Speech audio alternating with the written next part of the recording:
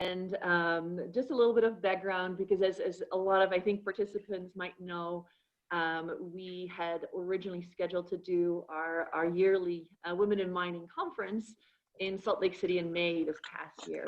Unfortunately, that has been moved now, of course, for very obvious reasons, but we still wanted to do something kind of fun, educational, and to stay connected within Women of Mining a little earlier than the date that we have postponed the actual conference to.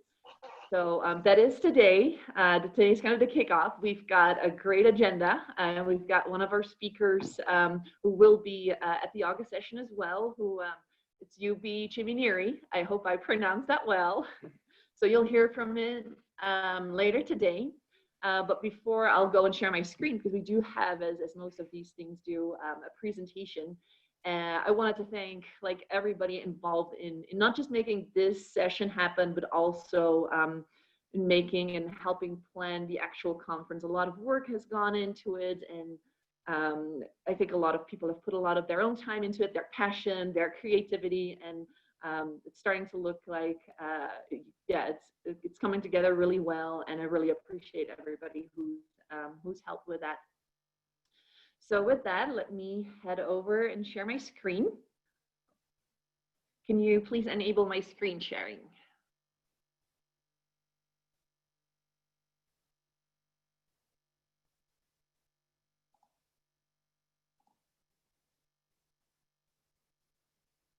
And this is the first time we're doing a webinar, so at least for me.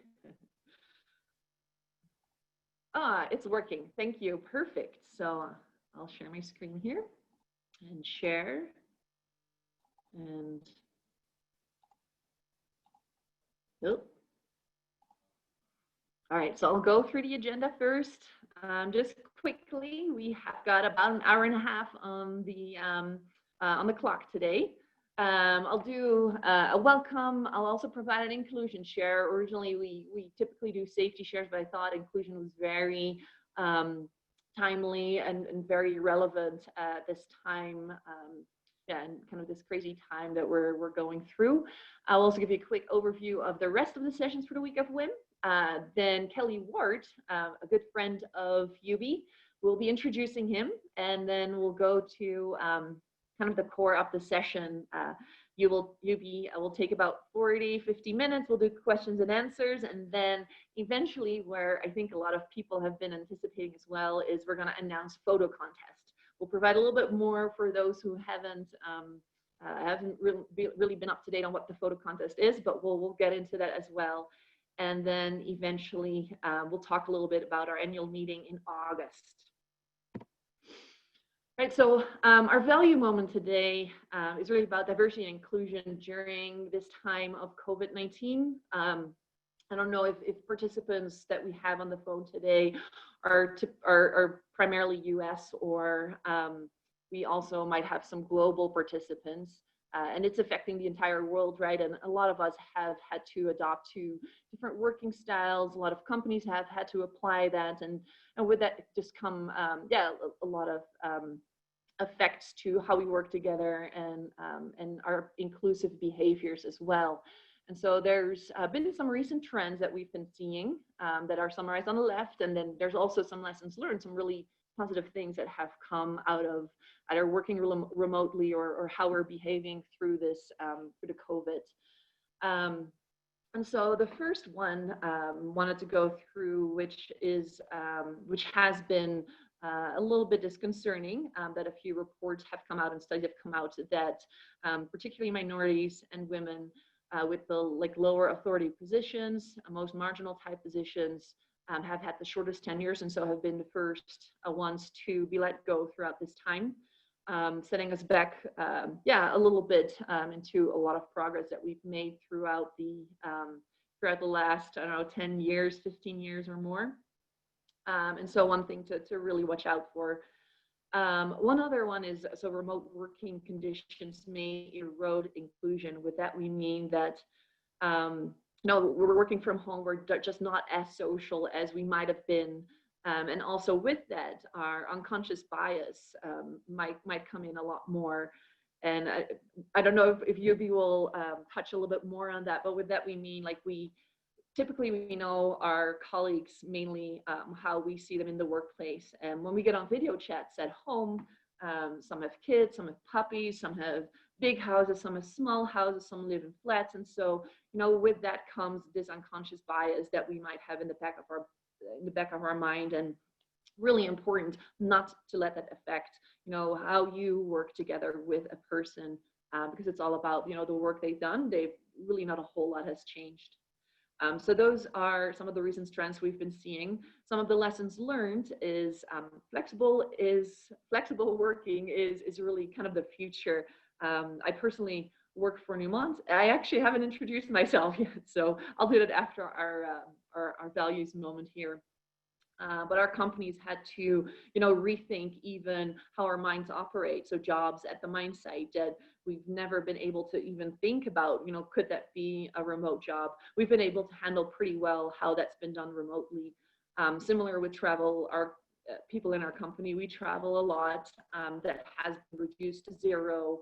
Just like many other companies, and so WebEx and like how we work flexibly has really stretched our, I think, imagination, and people have done really well to be able to continue. One other one, it's also kind of time to rethink how we interact with each other. Again, we're in a global world nowadays, and I think different cultures have different ways on how they greet. Also, different people have different ways on how they feel comfortable with, either hugs or handshakes or kisses. And so that's all very different. And this might be the time to kind of set a level playing field and be inclusive. And if somebody doesn't want to, hug or shake a hand, then that should be totally fine. And so maybe there's going to be a thumbs up, or I know we've had the elbow, or we call it the chicken dance greeting, or the feet greeting. So really an opportunity to kind of level set the playing field there. And then I think last but not least, and we'll really try to apply this to this meeting as well, is how we behave when we use technologies like video conferencing, and how it's, at least if I've seen that in my team, how we are much more inclusive during meetings, by letting each other talk, and people who would normally be very quiet during meetings, to actually go around the table and giving them the opportunity. So good things, bad things, but I think in times like this, it's just really important to sit back and think about what can we do to be more inclusive. All right, so that was my value share. Now a little bit about Women in Mining USA. So we are a national organization that's and have different chapters, both state chapters as well as student chapters, and that are governed kind of by the national organization. And so I'm currently the president of Women in Mining USA. I've got a team of 4. And we've got a board. If they're on the call, I'll introduce them. So we've got Emily King, who is our facilitator for today. She is our vice president. We have Liz Diaz. She's the secretary. And we've got Ashley Chancellor, who is our treasurer. So we're a team of 4, and yeah, try and manage. But I think essentially all of the chapters that exist within the United States, they really adapt their programs and their focus of what they want to do to kind of the local context and the local companies and the local membership. It's kind of, I'm really proud and very happy to say that we have added over the last year and a half 2 new student chapters. We've added Montana Tech. Don't know if they're on the line today. And then we've added West Virginia University. And then this Saturday, we actually have our annual board meeting. We'll be voting on a new professional chapter in Utah. So very exciting and lots of progress. But yeah, I won't go into too much detail here because we've got a lot of really good content to cover. So week of WIM. Of course, today is our first session. We just went through the agenda. For those who have not signed up yet, you got to sign up for all 3 sessions separately. Tomorrow we have the week of WIM, day 2. It's our year in review, and it's really for all of our members to listen to the different chapters, what they've done, who are the people that are involved or leading the group. some of the lessons learned, and really learn from each other what's worked, what hasn't worked, and help some of the new chapters come up with great ideas to grow their impact as well. And then on a Friday, which is kind of the last broader meeting for during the week of WIM, we will have games and happy hour. It will be from 5 p.m. to 6 p.m. Mountain Standard Time. Again, you got to sign up for it. We don't really have a fixed program. We'll have some games, we'll do some introductions, but most of all, it's just really to have a little bit of fun, have a drink. I miss my happy hour with my friends, so hopefully we can bring that back. If you haven't signed up yet, you can do that on the website in the bottom. It's www.womeninmining.us. All right, and I think we've gotten to kind of the meat of the program for today. And Kelly Ward, if we can hand the speaker over to her, then she can introduce UB. All right, thanks, Anita. Can you hear me? Perfect, yes. Okay, great. Okay, guys, I'm really excited to introduce my friend UB. He is the CEO, co-founder, and facilitator at Breaking the Bias, which he's going to share some of that work with us today. He's also the Chief Strategic Connections Officer at Jobber Group, as well as a co-host on a new podcast called Choose Inclusion. UB and I have known each other for around 5 years, I think. We met through TEDx Mile High when we were working for the marketing team there. And so really, you guys, I've lost my little sheet here. Really what it is, guys, UB has a passion for helping people matter. He's got a really clear perspective of the good, bad, and ugly of how companies are built. And that's been defined through his experiences surviving workplace violence and as a Latino. As such, he's an advocate for people's safety and happiness. He thrives in helping people overcome internal obstacles to be better humans to themselves and others. As an advocate, he helps companies attract, hire, and develop more inclusive and diverse talent. And he speaks to the future of work and how to build these inclusive companies. He works to help people understand their own biases and to build curiosity, empathy, and conscious communication competencies that will be part of those inclusive workplaces. Most importantly, he makes connections that maximize impact. After all, connection is in one of those titles I mentioned. But he wants to help people strive to make connections for themselves and to make the right ones. And he does that through listening, understanding, and storytelling. One of his passions is space. He's a senior researcher for the Deep Space Predictive, and that's a team that's building a platform to help humans survive and evolve in space and on Earth. He participates in various events and conferences as a speaker, panelist, and moderator. In Colorado, these events include the Denver Startup Week, Dish HR Evolution, Global Mind ED Conference, Colorado Technology Association, Blind Institute of Technology Accessibility Conference, and so many more. Across the US, these are including the upcoming Open Source Summit and the Embedded Linux Conference North America. As a participating advisory or board member, UB uses his experience to help organizations like Diversity and Blind Institute of Technology grow and thrive. And I know that I've seen it on display, and I'm so excited that he's going to share that with you today. So please, UB. Hi, thank you. That was amazing. Thank you for the intro. Thank you for having me. Yeah, I'm really excited to kind of kick off this series, really, that we're going to conclude hopefully in person soon. But yeah, the work that I'm focused on, and it's interesting because COVID and now, you know, these discussions, the Black Lives Matter protests, everything that's happening right now, I just feel like our work has become that much more important in order for us to really truly have the conversations that we need to have. And I think that applies just amazingly well here. And what I wanted to do, so I'm going to share my screen. Oh, I need my screen sharing enabled, please, Emily. But so Anita, you're gonna. Or Anita, can you pass that over? Let's see. Share screen. Let's see. Can you try it now, Yubi? Oh, there we go. Yep, great.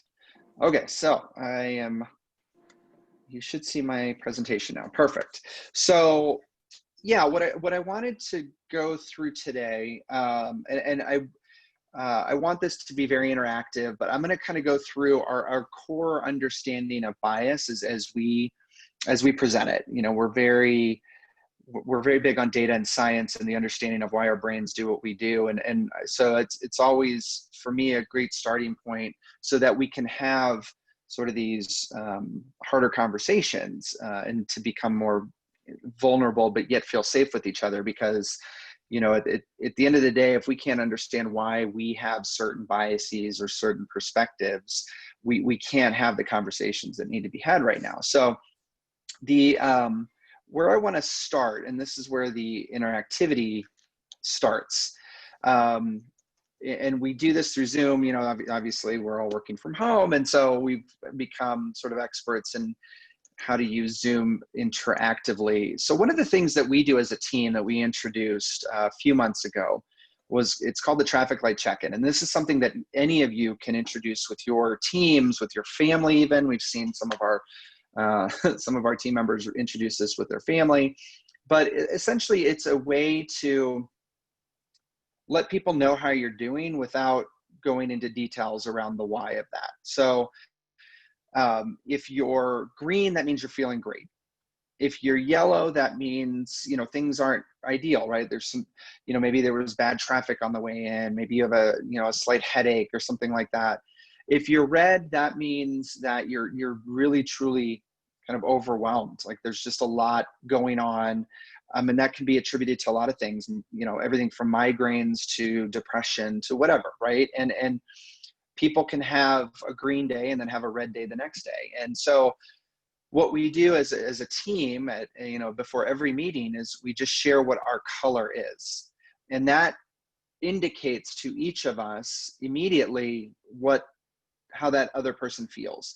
So what's cool about the exercise is that we call it an empathy activator, because it gives the other team members the ability to reach out and help someone who's red, for example, who still wants to be, feel included on the team. They still want to be able to contribute to the goals of the team, but that day when they're red, they can't necessarily do what they were going to do. So what we've found and what we've done is the rest of the team, reaches out to help this person and say, for example, look, you were going to do this. We'll take that off your plate. You take on this task because we know, it's something that you can do, and it's a contribution you can still make, to help the team and the company. But we understand that you're red and we want to support you, but we still want to include you. So it's a really cool and just a great way to start building empathy within your teams. So people have the ability to rename themselves. So if everybody would rename themselves, or actually not even rename yourself, but just add your color. I think that would be just a great way to kind of kick off some interactivity and give other participants just an idea of how everybody's doing right now, because it is challenging times. So if you follow the directions, so if you hit the participants button, you'll see there's the panelists column and the attendees column. But if you go to your name and you hit that more button, you can hit rename, and then just type in your color, and then hit enter, and it'll rename you with your color, and that'll just be a cool way to kind of start things. And if anybody has questions, please feel free to throw them. I'm opening up my chat now. Feel free to throw up in chat, because what I'd love to do is as we go along. Oh, so somebody's saying this doesn't work in Zoom webinars. Is that? Yeah, I don't think they're able to change the name because they had to register in order to participate. Ah, I see. Okay. Well, how about this? If people feel comfortable, yeah, Crystal, Jamie, everybody's doing it. So yeah, put it in the chat. Let's do that.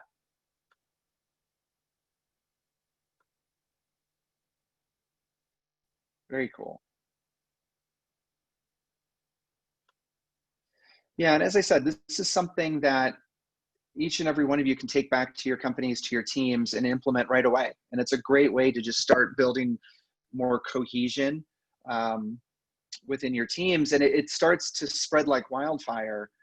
And it is one great way to start building more inclusive workplaces. So awesome. I love what I'm seeing. So we've got quite the mix. Okay. So now what I want to do is jump into a little bit of understanding bias, and because you know what, I think people are made to feel guilty about bias, and that's never my intention. It's not our intention of breaking the bias, because bias is sort of what connects us all. And it's just, bias is not positive or negative. It just is. And it's more about the behaviors that we exhibit when they relate to our biases. So if in the chat, if people could answer this question, which one of these do you prefer? I know it's a hard one. We get into some really deep debates about this. A lot of kettles. Okay. Follow-on question, which one do you think is more healthy for you? And why? Okay,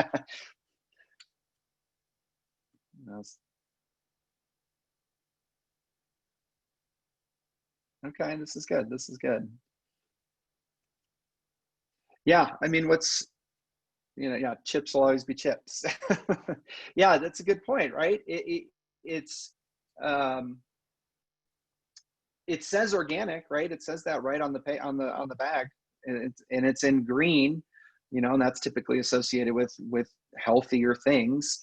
But if you did take a minute to just kind of dive in and just turn the bags around even and look at, you know, the ingredients, you would see, as most of you have said, you know, these things are pretty much the same, right? And so we all have these opinions, these preconceived things floating around in our brains that come from lots of different things, which we'll get into, but that aren't necessarily based on actual experience. So here's a very touchy one. Whoa. Who's Apple versus Android?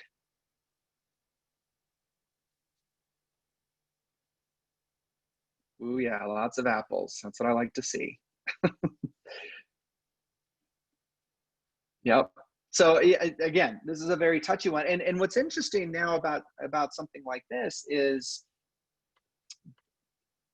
we take our biases around things and we start to then apply them to people. So, you know, my partner, Joe, he's got an Android. And so I make fun of him all the time for it, just because he is an Android. Like, it has nothing to do with him, but at the end of the day, people have these preconceived ideas of who someone is just because they have a certain type of device. When we first started our business about 5 years ago, Jobber Group, we were going out to San Francisco quite a bit. And Joe he's Black, and he felt, you know, that so here we are going to San Francisco, kind of the mecca of technology, right?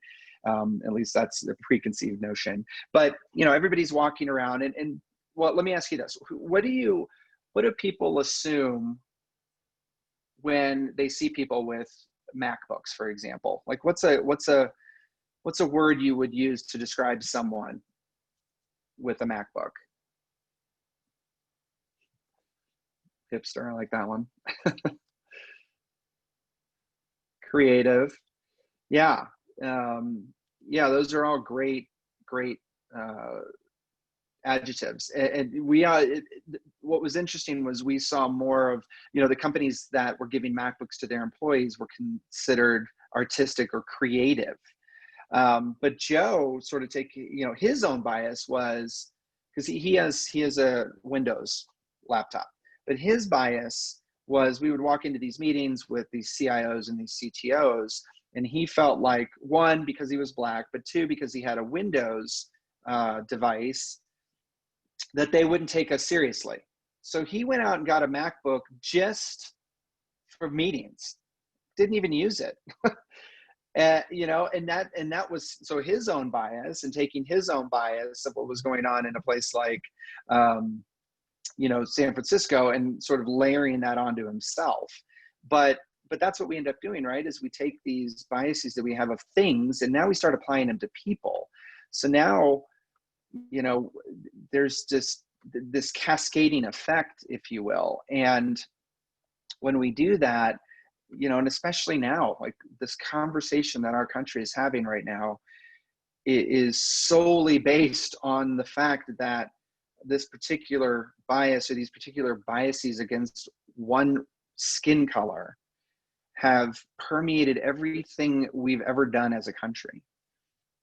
And so that's where we believe, in order to truly make change and to have some really hard discussions, we need to understand where that comes from. We need to understand why our brains work the way they do. And so I'm going to jump in here to understanding the bias code. We call it the bias code. We're you know, techies, we're nerds, but if you think about it, like, our brains are sort of like code. I mean, they're programmed from the minute we're born. And this is part one of that. Our brains, our senses take in so much information. But before I continue, what's the one thing that's sticking out to everybody from these images?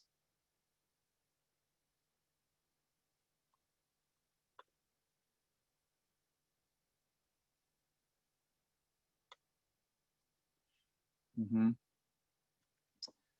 Yeah. Yeah, a couple of you are hitting on that. It's the eyes, the sight, right? Like there's the eyes literally are taking in more than the other four senses combined in terms of information. And you know, what happens to that information? So we have one looks like George Bush. Thank you, Anita. That's a good one. I didn't even notice, but you're right. He does. That's really funny. But what's interesting is we have millions upon millions of information, bits of information flowing through us, but our brains are only able to process literally a fraction of a percentage of that information at any given moment. And so that's a big problem, right? Like the baseline function of our brain only, and this is just natural, right? This is naturally happening, is only processing a small amount of all the information that we get every day. So you've got that piece, right? The second piece are internal and external factors. Thumbs up or hands up. How many of you have heard of Maslow's hierarchy of needs? Yeah, quite a few of you. Yeah, Maslow's hierarchy of needs is one piece of this puzzle. And what's interesting, you know, if you think about COVID, like what happened, right? Everybody, all of a sudden we were focused at the bottom of this triangle, everybody. Like just how do we keep ourselves safe and healthy, and how do we keep our family safe and healthy? But you know, normally when we're not in the middle of a pandemic or something like that, you know, we're all striving for the top of this. But that's what's driving us, right? These are the layers of internal factors that are driving our behaviors, right? That are driving us to you know, find work or get involved with different organizations, whatever that might look like. Plus, then you add on the external factor of the environment around us. And so now we're sort of layering in, you know, like if-then statements, if you will, into the code. So we've got all the information coming, and now based on who our family and friends are, where we grew up, the community we live in, the schools we go to, the places we work, the churches we go to, all of that is now adding in sort of these kind of defining aspects of how we're then meant to think about things. So it's giving us some parameters, if you will. So that's the second part. So then the third part is the processing. So now we're taking all this information, we're running it through our parameters, and we're processing it. And the thing is, our brain, one of my partner, Nina, my other partner, Nina, she talks about the energy, right, that's required to do this. And there's a component of energy that's required to process all of this information. So what our brain is doing, though, is taking all of this data and it's organizing it. But typically it doesn't look this nice clean box that we have here. Typically it's just a jumbled mess of, well, think of them as file folders. So we're taking all this information, and the little bits of information that our brain is able to process into our long-term memory go into these random file folders. So we may have a billion file folders with one piece of information in each of those file folders. Think about 9/11, right? We all had an idea, and that was probably mostly based on what we learned in school about people of the Muslim faith. And we had a folder, and it was just whatever, it was a normal color, right? But 9/11 happened. All of a sudden, that folder in everybody's brain in the United States turned to red. But yet we only had the little bit of information in there. And so now, based on that little bit of information, and Nina, who is Indian, and so she was living in New York at the time. She was 20 something. So she was a woman of color. She literally on 9/12 noticed this total 180 change in how people looked at her, acted around her, all because she was a woman of color. She was not Muslim, but because of the lack of information in that particular folder in our long-term memory, those biases that we have just would be applied to anybody who looked even slightly like what the information we had in that folder was telling us. So it's, the processing piece, like we have to be able to take conscious control of how we're processing information. That's the only way we start to address our own lack of information and education as it relates to people, especially. So here's kind of tying it all together. And cognitive load theory on the right, if you want to look further into something like this, cognitive load theory is that sort of energy that I was talking about. When there's an imbalance, what's happening is none of this information is being processed into our long-term memories. So it's like we're just spinning our wheels, right? The information's coming in, and our short-term memory is trying to process, but it can only process like 5 to 7 things at a time, and even then, one of those is maybe getting stored somewhere. But when we have a balance in that, then we have a system where we're consciously processing information into our long-term memory so that we can successfully and consciously access that information when our biases pop up, so we can make a better decision, right, and how we're going to behave. But right, so here we have it, right? You have this information overload.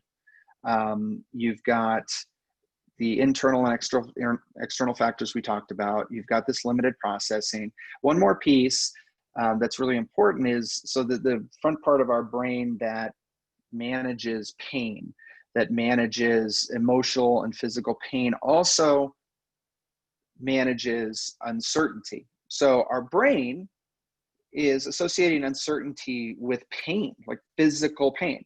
So you add that, then that really key point of processing into that. And what does our brain do? Whenever we come upon something that we're uncertain about, or we see someone who doesn't look like us, whatever it might be, our brain automatically tells us a story that's based on the information we have in our file folders. So if we don't have the right information in our file folders, we're getting a lot of false certainties to just help ease that pain. And that's where our unconscious biases come from, right? It's a lack of information, lack of education about someone or something that we don't know. And so our brain is just going to make it up until we consciously choose to be better about that, right? To learn about somebody else ourselves. So I am going to stop there for a second. I want to see if there are any questions. I want to open that up for questions. You know, this is our really our starting point for getting into the rest of a lot of conversations, including the core truths one I want to have today with everybody, but also, you know, in August, kind of continuing the conversation. But any questions?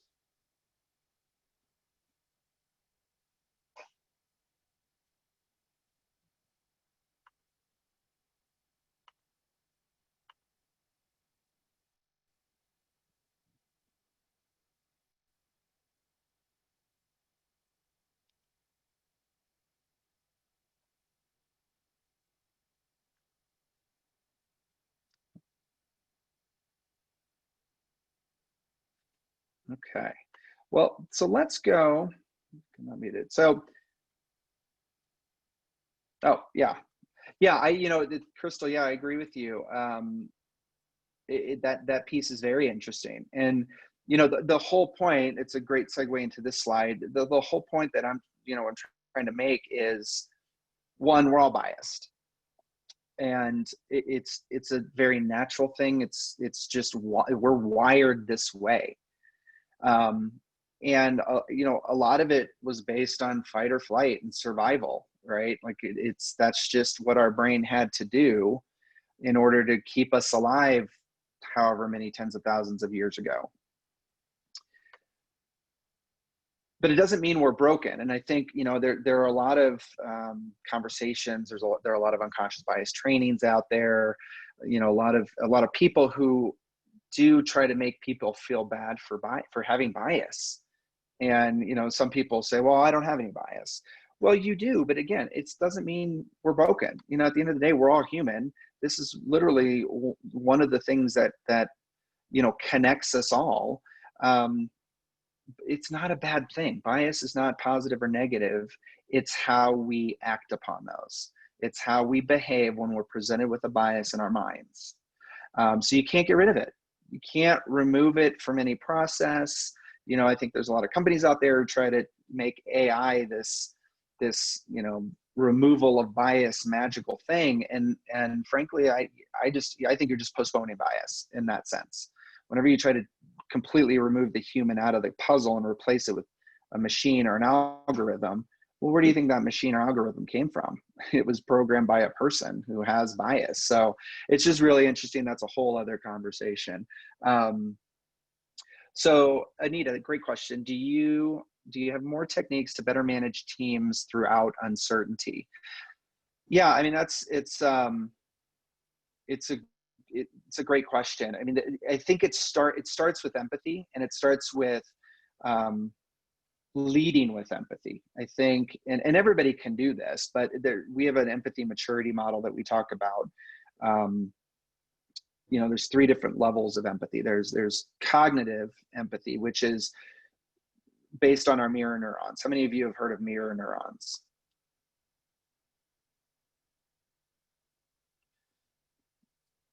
It's basically why I cry every time I watch Grey's Anatomy.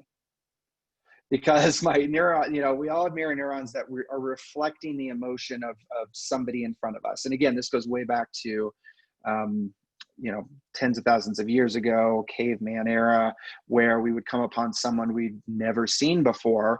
And to create an instant connection, mirror neurons give us the ability to mimic what the other person, the emotion that they're showing or exhibiting.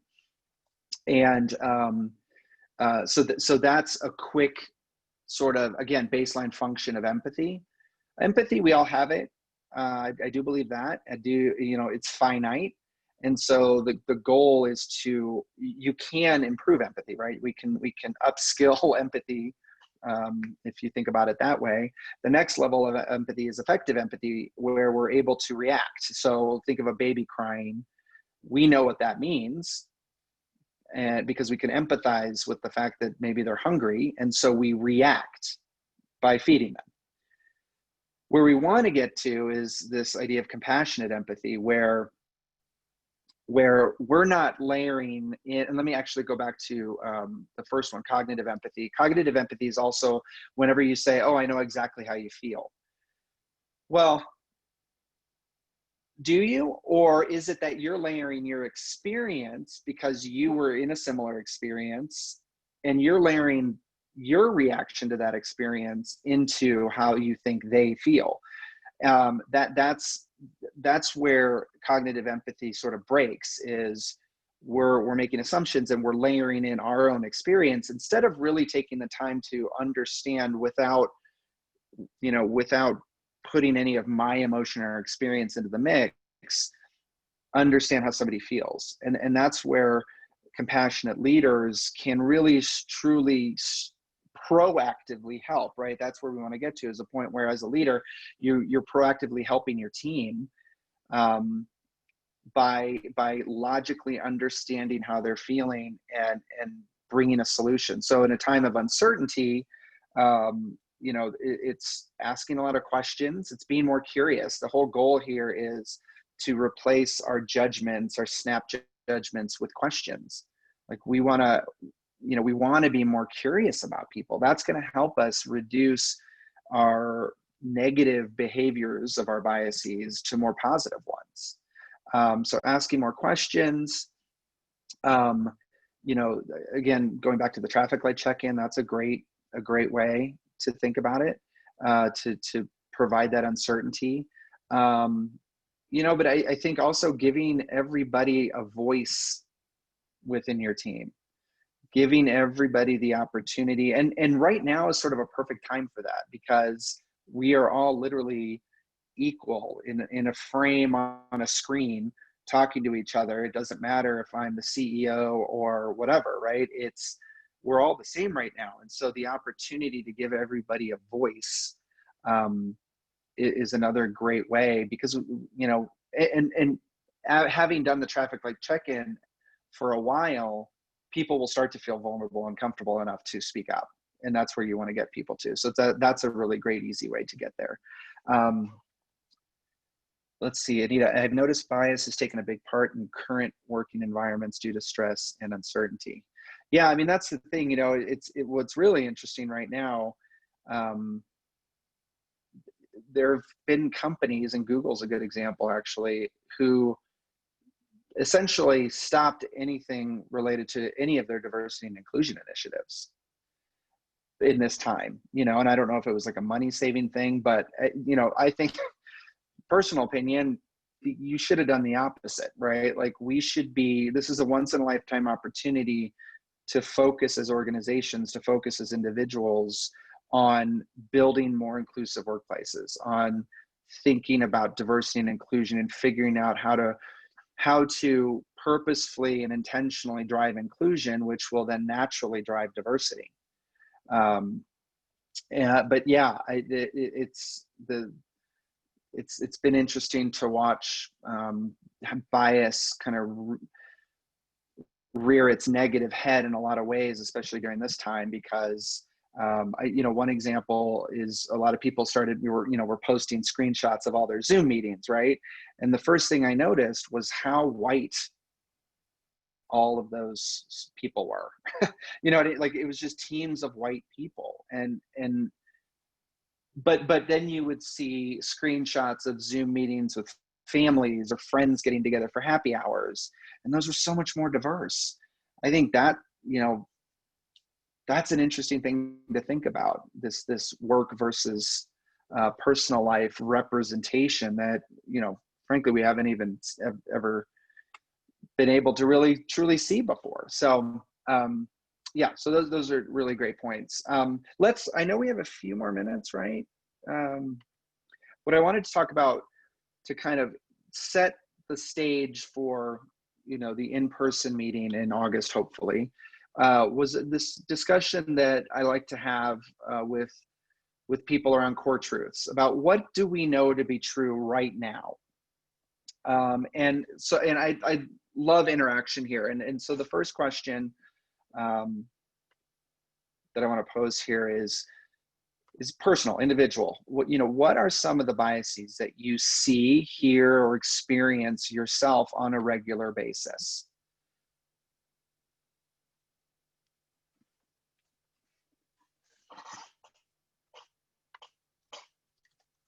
just feel free to put them in the chat there. And then we'll kind of talk through some of those.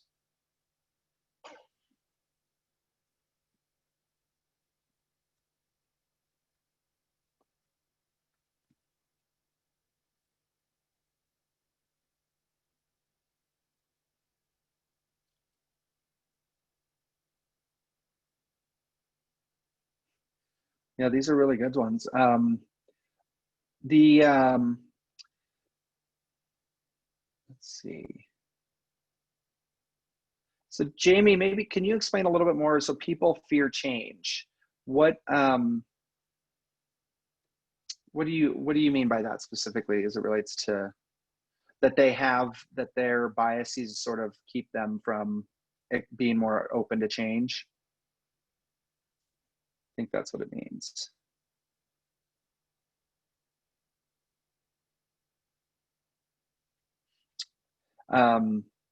Let's see. The politics one is interesting as it relates specifically to the mining industry. Yeah, Kelly, that's a good one. I mean, you know, and my second question is sort of related more toward the mining industry, so maybe we'll save that one for a second. Working in an office versus working in the field. Okay. Yeah, that's an interesting one. Is there, even in the same company, do you feel like there is a huge bias between people in the office and people in the field, even though they're teammates? You see a lot of that? That's interesting.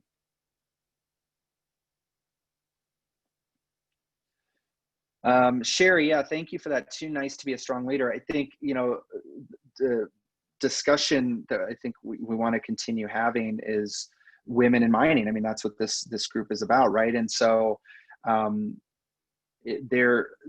that bias just against women in leadership positions, I mean, we see it every day. And what we see even more is sort of this tokenization of women, right? Like, oh, well, we need more women in leadership, so that's why we're hiring you. And I don't know if a lot of you have ever experienced that or not, but you know, that being hired just because you're a woman, like that, you're still going to get, unless it's a truly inclusive place and they, you know, really are hiring you based on your merits, etc., you know, you're going to experience like, it doesn't matter, right? You're just a token. And I think that's a huge problem. And yeah, Anita, yeah, kind of following up with that, being called kiddo, honey, sweetheart. I mean, yeah, so that's a tough one, because again, going back to this, you know, the mining industry, we're dealing with a lot of old school, I imagine. So how do you overcome that?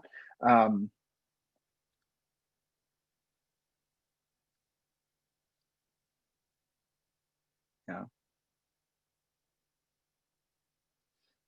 Yeah, thank you, Harini. Yeah, that's a good point. And that's, I think, that is a core truth, that most organizations, particularly maybe starting about 5-10 years ago, their diversity and inclusion initiatives were just that, diversity hires, right? Token hires. And that's a problem. And it's sort of rearing its head again with Black Lives Matter right now, because you see a lot of companies coming out with these strong statements supporting Black Lives Matter, but what are they doing? Are they actually doing something about it? Is you know, does their employee base reflect that value, or is it just performative? You know, that's the problem, is there's just, you know, I think a core truth is there's just a lot of performative words and actions, but nothing to back it up. Yeah, very interesting. So the second question I had goes straight into, you know, what a lot of you are actually answering with. You know, what are some of the biases that you're seeing specifically in the mining industry? So yeah, ageism is a big one. Judith, that's interesting, that I do environmental work as opposed to mining work. So even within the mining industry, there seems to be these disparities or looking down upon people who are doing different kinds of work, even though it's integral to the success of the mining industry, I would imagine, sort of role-based biases, if you will.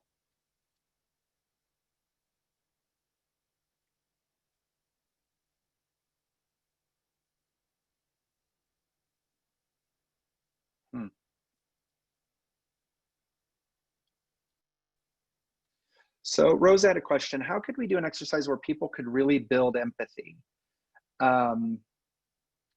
I do honestly believe it is possible. You know, I think people do, believe that, either people have empathy or they don't. I think it's inherent within all of us to have empathy. I think there's a finite amount of empathy. One thing we talk about is, and a kind of a good exercise for people to sort of orient themselves around their own empathy is looking at an empathy circle model, where you've got yourself in the middle, and then the first circle, there's concentric circles going out, but you've got yourself in the middle, then you've got your family on the next outer circle, and then after that are friends, after that is community, after that is work, after that is the world, or, you can kind of, but understanding your own concentric circles of empathy is a great way to start, because then you can see initially how you're allocating empathy. First and foremost, we want to make sure that we're okay. Once we're okay, then we want to take care of our family. If our family's okay, then we want to take care of our friends. And it's important for each of us to understand what that model looks like, in order for us to, in situations like this, where with the conversation that's currently going on, right, there's a whole community of people who need our help, and it starts with empathy. And so can we, in my model, am I okay? Yes. Is my family okay? Yes. Are my friends okay? Yes. Great. I can now allocate my empathy to the Black community, and I can do whatever I want to do, whatever I think I can do based on my talents or whatever it is. I can now focus my empathy there to hopefully make a difference. So there are ways, Rosa, that you can absolutely build upon what the empathy that each of us has as a starting point.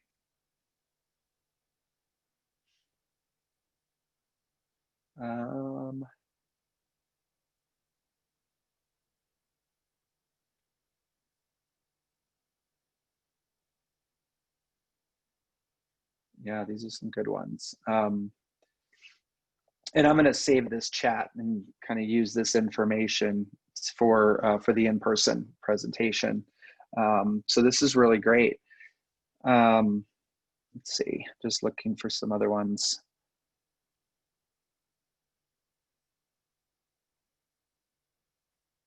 Huh.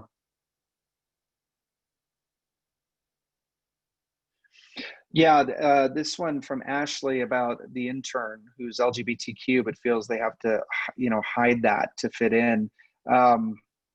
That's something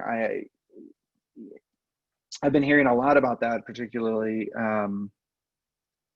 within the Black community of people who just even they felt like they had to change the way they talked in an interview, for example, because where they came from, they talked a certain way, but they didn't think they'd ever get past the first interview if they talked that way. So there is so much of that happening, and that's sort of the first big core truth that we need to address and get past, is creating an environment where people have to change who they are just to fit in. And I think that's a core discussion that I feel like this group probably has all the time, and it's something that you all have probably experienced and felt like you had to do at one point or another just to fit in, just to be heard. And even then, there's no guarantee that you're heard, right? So yeah, that's a huge core truth to think about.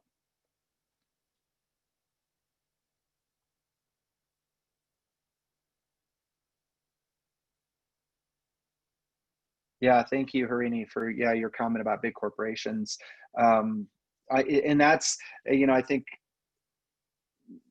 one of the questions I've been asking lately is how do we know if well, one, how are we going to make sure that this isn't like every other time that something horrible's happened in our country where a week later we're all quiet about it again, right? Like this right now, this conversation, Black Lives Matter, that's a core truth of our country.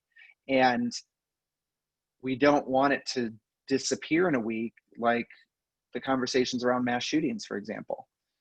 We can't, in order for change to truly happen. And so, that's where, while we are seeing a lot of these big corporations actually take a stand, the next step is, okay, now you gotta lead by example, to your point, Harini. Like, now, what are you actually doing about it? Are you going to change? Can the mining industry change based on all of these core truths? What's it going to take? Can we get there?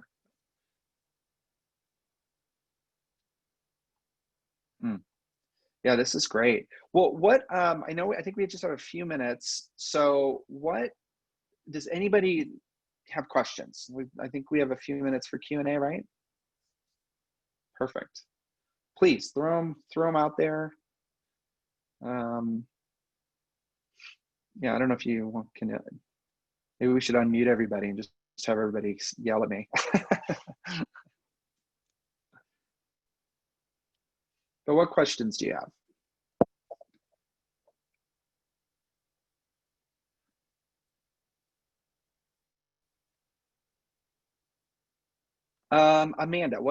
Amanda asked, what does it take for a company to make lasting diversity change? Man, that's the trillion-dollar question. Well, the way I would answer that is if they focus more on building an inclusive place to work. And that starts with how you're, talking to candidates, how you're looking for new candidates, for new team members, the messaging you're using. What does the interview process look like? Because that's your first point of contact with potential, not only new employees, but a network of people who could send people your way, right? Or customers, that's also a pool of potential customers. And so to make it, because I truly believe you have to consciously choose into inclusion. So if you intentionally build inclusion, diversity will happen.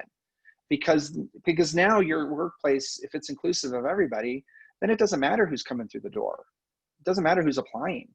It only matters that they're the right fit for your organization based on key things like personality, passion, loyalty, that sort of thing. So I guess that would be my answer to that, even though it's a hard question. That's the starting point, is instead of focusing on diversity, it should be focusing on building inclusion and equity and belonging, because then diversity can just naturally happen. Anita asked, can you talk about what your company does for other companies in the diversity and inclusion space? Yeah, so the focus for us is on being able to have this kind of conversation, to starting with the kind of 101 of understanding what bias is, because it's, again, I think a lot of companies make these types of trainings mandatory sometimes, and so a lot of employees feel like, well, I don't want to go, like that doesn't mean anything. And so it depends on how you're communicating those trainings. But ultimately, we want to come in and create a safe but yet brave space for people to have these conversations, but to really, all from a level set playing field of understanding that we're all the same here. So it's a lot of kind of setting that up, but then long term, really looking at organizations and helping them build a long-term strategy around this, because it's not a one and done, right? This is something that we each and every one of us have to work on every single day. We've got to build habits. We've got to build habits around being more curious. We've got to be able to build habits around empathy. And ultimately, we translate that through conscious communication, consciously choosing to behave better, So it's long-term strategy. We focus in kind of practical application of this. So we look at helping organizations with their interview process. So we come in, we help the recruiters and the hiring managers, anybody involved in the interview process, understand the potential biases that would come up throughout their process. And then we help them redefine that process to replace that bias with data, for example. So how much of this can we replace with what we know to be true? How can we measure why our high performers are successful, why they're happy? Can we understand from a personality and a behavior perspective what those high performers, those happy, loyal employees have in common? And then can we look for that in our candidates? So how do we redefine the interview process to create more equity and inclusion within that, but base it on data, base it on things that we actually know to be true? So that's some of the stuff that we're able to do. We've been getting a lot of requests lately for trainings because of what's going on.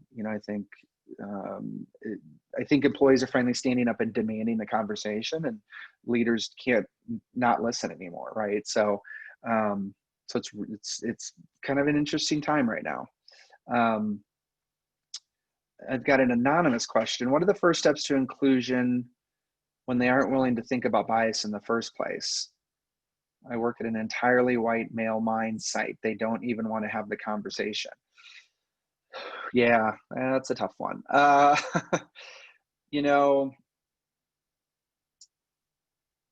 I mean, it's things like, it's things like the traffic light check-in, right? It's little things like that, because this isn't, people aren't going to listen if we just come out blaring like, you're not diverse, you're not inclusive, you're racist, whatever. It's got to be more of finding something. But also, I struggle with that though too, because like right now, it's if it's uncomfortable for white people to have conversations about what's going on with Black Lives Matter, that's too bad, in my opinion. Like we have to have these conversations. And so I think the same sort of applies in this scenario. Like we have to, but I think it's little things that we do every day. And our approach is to look at the things that people do within their range of responsibilities and tasks every day, and just find ways to help them tweak those, because it's going to be through the building of those habits that people will start to value things like inclusion. And so instead of going at the bias conversation right away, it's the traffic light check-in, right? I think that's from a safety perspective, positioning that as, look, I want to know how everybody on the team's feeling right now, because we work in a mine and there are safety concerns, right? And so if you can get a better understanding of how everybody on the team is feeling that day, then we can know where to focus our efforts just in case there is some kind of safety issue that pops up. So it's things like that. And, and I can share more of that stuff. I can send out a workbook, I think, or whatever, that has maybe some other ideas, but it's leading by example too. It's asking more questions, and changing how we approach gathering information. Okay. Let's see.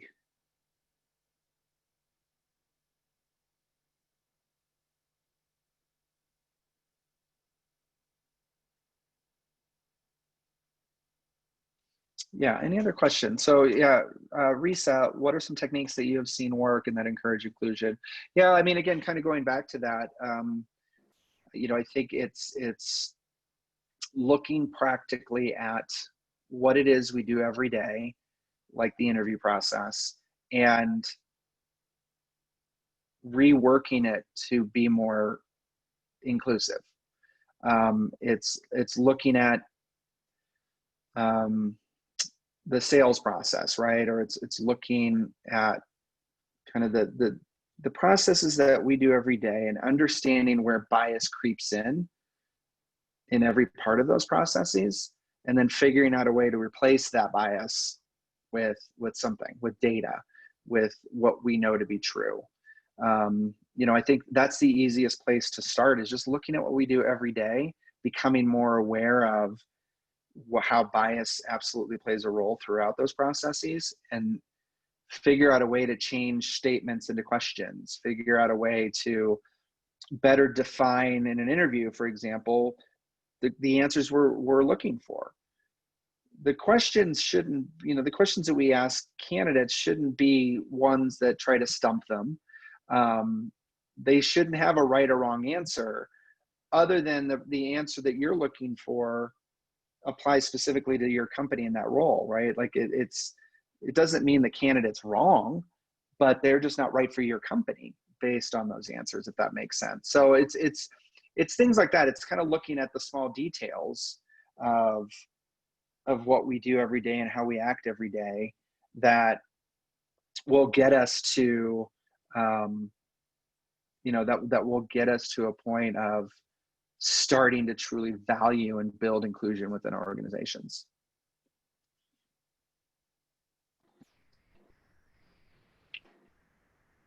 Cool. I think that's what I got for now. Good. Well, thank you so much, Yubi. I wish I would have recorded or found some sort of a like applause thing online or something. So, because I think that's what normally happens, right? No, no, great conversations. I really appreciated how you took it from kind of a little bit of a lighter touch into getting to the meat of things, and letting people express some of their experiences on the chat as well. So just a few highlights just for myself, what I've learned and what I'm definitely going to take forward to my team. I love the empathy activator. I think it's a brilliant idea. It's like I think I typed that I feel like in this time a lot of people can be under pressure, under stress, their biases kick in, they don't always assume positive intent, and I think that would be a great way to kind of gauge where their mindsets are at, right, and how they might react as well. Also, just for everybody, I think it's been a lot of fun. It's been great to see all of these familiar names, and of course a lot of new names as well, kind of rolling across the screen. So thank you so much for your input. I also really like the compassionate empathy and replacing judgment with questions. I don't think, at least I personally probably don't do that quite enough, you know, to get those actions, ask those questions, give everybody a voice.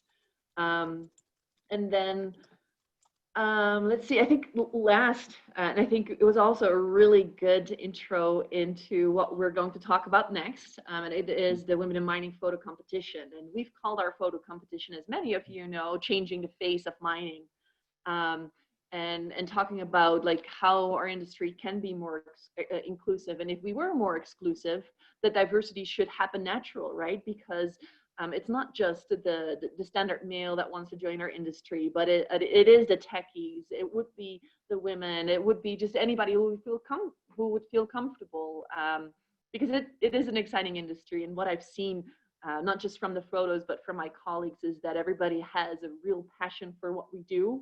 And we want to make sure to open it up to a much broader group than what we currently attract people into. And so, yeah, with that, we'll go to the next of our content. I'm very much looking forward to your appearance in August and kind of build on what we've done here today. And so thank you so much. Yeah, thank you so much for your time. Absolutely. Thank you. Bye, everybody. Ciao. Thank you. And let's see. And I apologize, I'm sitting in my living room. I'm going to share my screen. So yeah, Changing the Face of Mining, that was really the tagline of our annual conference for women in mining for 2020. Kind of the lower taglines, influencing public perception to attract a diverse workforce, with hands on the flip side, how a more diverse workforce can change public perception. So in that in mind, we did this photo competition, and of course we're going to announce the photos. But before we do, I have a little video to share with everybody. And it's not going to be all the photos because we had 51 submissions, which was a lot. But this is a snippet of probably about half of them, and they were randomly chosen. So if you're on the line and your photo is not in there, although you submitted it, please don't feel offended. It was really more of a artist interpretation of what I could find to put together. Can people hear sound?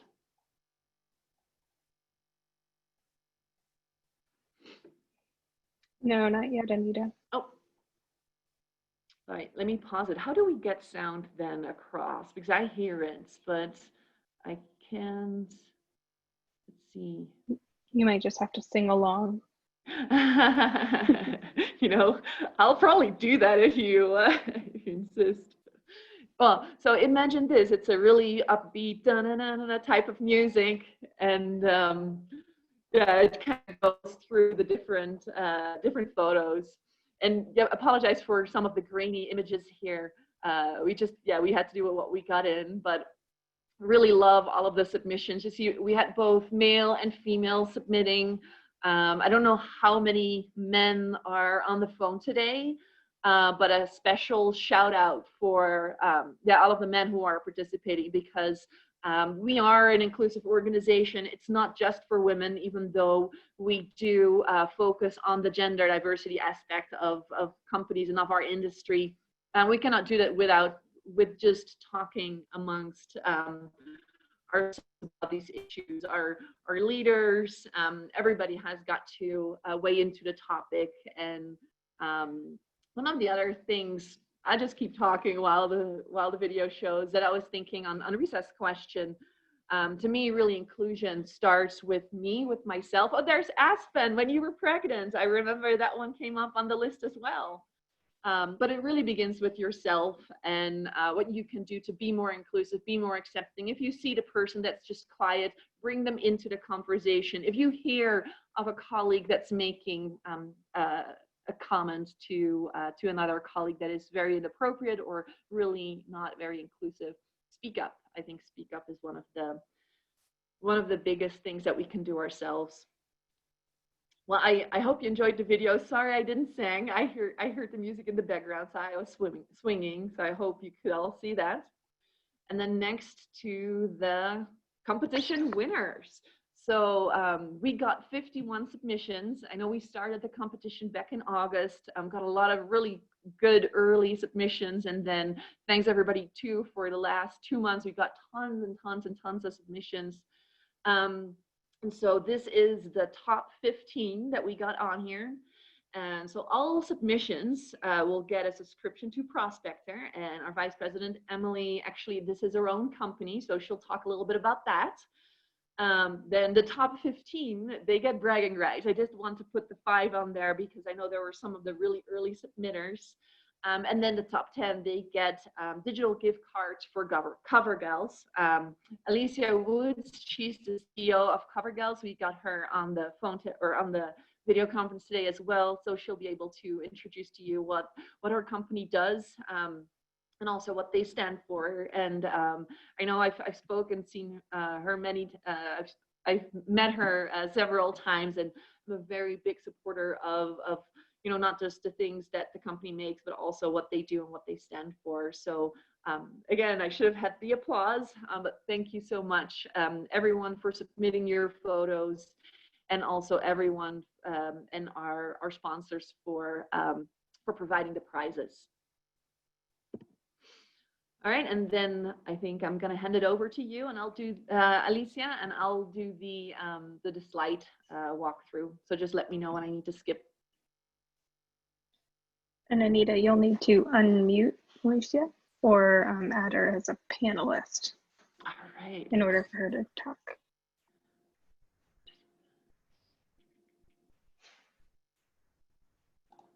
Let's see. So I need to find her. Sorry about that. Yep, I'm new to Zoom. Yep, just find her on the attendee list. Yep. And then you should be able to promote her to panelist. Yep. I think we're done. Alicia, can you talk now? Yeah, can you hear me? Yes, we can. Welcome. Okay, perfect. Thank you very much for having me, Anita. And as you had mentioned, I actually wanted to start with this slide first. So for those that aren't aware, Cover Gals is the female coverall, and we have now grown to Cover Gals head to toe to make sure that they're in workwear that is making them work safely, comfortably, and really makes them feel like they belong. But what I wanted to do at the time in this webinar was really take the time to share thanks. I think with so much going on in the world right now, the team at Cover Gals wants to thank our frontline healthcare workers. We want to thank those essential workers, and I think sometimes they get forgotten because the focus is on the frontline healthcare workers, but there are people working in food supply, logistics, and mining. So, we're thankful that they're going to work every day. We also want to thank those who are using their voices and actions at this time to make positive change, those that are coming together and supporting each other and speaking up for what they believe in. As you alluded to, Anita, at Cover Gals, we are consistently dedicated to diversity and inclusion. That is what we are about. And we proudly and loudly support Black Lives Matters, and we'll continue to share the voices of the women we represent, and not just the women, but the men as well. Because you're right, Anita, it's not just about women in mining, it's about all people in mining. And Cover Gals will continue to listen and to learn. So we can move to the next slide. So in some of our work in wanting to, we do supply the workwear actual product, but earlier this year we launched a consulting company, and that is so that we can work closely with our clients to not only make their workplaces more diverse, but more inclusive. So work with them on workplace design, looking at workwear, looking at design of space. So we're excited to team up with our clients in that space. We wanted to thank the WIM US National Organization for allowing us an opportunity to be a part of this amazing photo contest initiative. And there are so many cool photos, and it gives me goosebumps to kind of, as we scroll through those photos, because, we truly believe that together we can change the face of mining. You can't be what you don't see. And I think those photos are reflective of the different opportunities that exist in mining. So we want to congratulate those winners, and we want to thank everybody who participated. So thank you very much.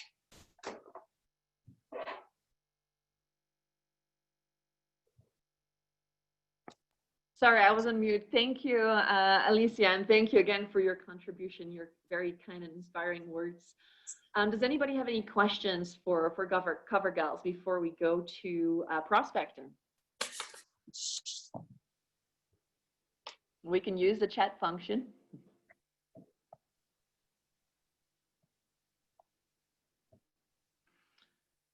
All right, and you're always welcome to send any questions to our organization. You can find email addresses on our website, or to me if you've got my personal email address. Feel free to reach out. So then let's move over to Emily King. Thanks. Yeah, and just wanted to say thank you to everybody who participated. Prospector is a new artificial intelligence enabled platform for the mining industry that we launched at PDAC this year. And of course, with COVID, we're trying to get this tool into people's hands while a lot of folks are working remotely. So it's a research tool and something that investors as well as folks in the industry can use to search through primarily 43101 reports. So if any of you use 43101s or would like to have easier access to them, it's kind of like Google for mining, right? So you can find and compare mining assets either with really simple criteria like show me every gold project in Mexico with a proven reserve, up to really complicated search terms like, all of our favorite porphyries and grade and tonnage. So we're happy to give everyone who participated a license, and we look forward to your questions and feedback. If you just click through, Anita, I'll just show the next slide. So it's real simple and it's dashboard based. So you can dig into different commodities and what's going on. It's updated daily, also with mining news and social media. And next slide.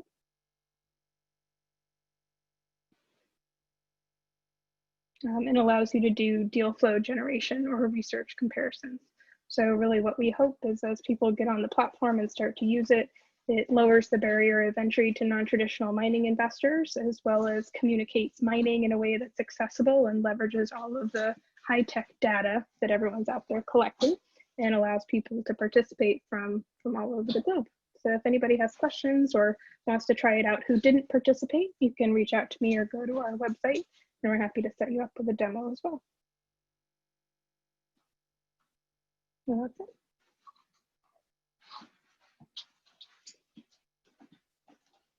And for everyone who did participate, you'll have an email in your inbox tomorrow with the email address that you use to submit the photo with the instructions on how to get access to your subscription. Thanks, Anita. Great. Thank you, Emily, and the entire Prospector team, which is you and just a few maybe, huh? I think this is a great initiative, and always saying knowledge is power. But I'm pretty sure we've got enough people on the call today that have, and of course people that submitted photos that are really excited to go and dig into some of that data. Might be very, very relevant to a lot of our to a lot of our jobs. So thank you for that. And then last but not least, I just wanted to talk a little bit more about our national annual meeting. As I mentioned, originally we had scheduled that for May 21st to May 23rd. We moved that to August 27th to 29th in Salt Lake City, and also tied that together with the new professional chapter we'll be kicking off in Utah as well. And I think the new leadership team from Utah, the new leadership team from Utah is on the call as well today. So unfortunately that has been postponed. And we're working with the University of Utah, Pam Hoffman, she's on the phone as well, to kind of see, evaluate all the regulations that Utah, the state of Utah has still got in effect and might still have in effect during this period. So I just want to give everybody a pre-warning that we might not be able to actually do this in person just because of all of those restrictions, but communication and planning for that still all needs to happen if we do decide to move to kind of a more of a webinar type thing is what we're doing today. But you'll all hear about it. Regardless, we'd really like you to register if you want to attend. Of course, if it's going to be a virtual meeting, refunds will be definitely provided as well. Like I said, we haven't really figured everything out yet, but that's definitely something that we are committed to. And sponsorship opportunities are still available as well. And then let's see, next slide. Oh. Sorry about that, I was going to the website. We do have an amazing program. So Yubi that you've heard from today, he'll provide a continuation, a workshop. We got Melissa Harmon. She will be part of a panel session with all female general managers that will be facilitated by Gary Goldberg, who's the ex-CEO of Newmont and currently I think on the board of directors for BHP. We've got university professors. We have Nikki Black. She is from the ICMM, and she will be our keynote speaker. She lives in London. Whether she's going to be there in person or not, we'll still have to figure out logistics there. But yeah, I mean, great. This is not all of our speakers, but we have a great agenda if you want to attend that. And with that, I'm going to stop sharing. And I just want to open it up. We have about 5 more minutes before the hour. Yeah, thank you again, everybody who joined. I don't know if you saw it, but we had a total at one point of 77 participants. So hopefully we reached a lot of you, and you found this a very learningful and good spend of your time. All right, so yeah, use the chat function if that's easier for you. If you want to provide any comments. I can see here from Amanda Adams. She said 77. Wow, that's awesome. And we've got great meeting. Thank you. Thank you. We're proud to be part of this. Thank you, Alicia, for Cover Gals for sponsoring. Thank you for everything you are doing, Alicia. Thank you very much to WIM and Cover Gals. Just reading a few of these. Thank you, Anita. Trilce, oh my goodness, I hadn't seen you yet. So that's a really sweet friend and colleague of mine that's currently in Peru. So thank you everybody for all of the warm things. And well, we're hoping to see you either tomorrow or during our happy hour on Friday, all of you. So thank you so much, and we'll stay in touch.